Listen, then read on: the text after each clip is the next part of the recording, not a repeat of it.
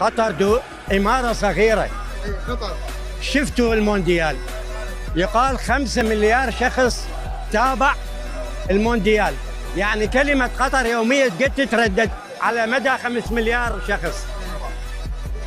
قطر يحكمها أمير اسمه تميم، هذا أبوه يسوق سيارة في مدينة أوروبية، لقى حاجز منعوه أن يفوت، نزل من السيارة قال له ماني أمير قطر. الضابط في تلك الدولة قال له من وين صايرة هاي قطر؟ جاوبه ابن تميم ب5 مليارات شخص عرفوا ما هي قطر. هذا الرد. هذا الرد. الآن 40 مليون عراقي ما يعرفون منو وزير الكهرباء، منو وزير التجارة.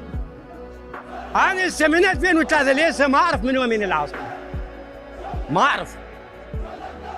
هسه مستعد أعدد لك وزراء المالية من فيصل الأول إلى 2003، لكن من 2003 لسه ما أعرف منو وزير. أنت يجوز ما تعرفهم، تعرف إنجازاته اللي صدر كهرباء ب 2014 ما تعرفه؟ خوش حكيت على الكهرباء، هسه تذكرتني بالكهرباء.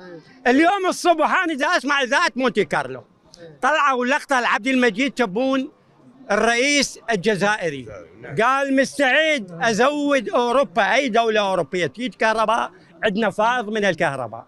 إحنا وزير الكهرباء قبل 10 سنين قال سوف نصدر الكهرباء، وهو كاذب. صدر وهو كاذب.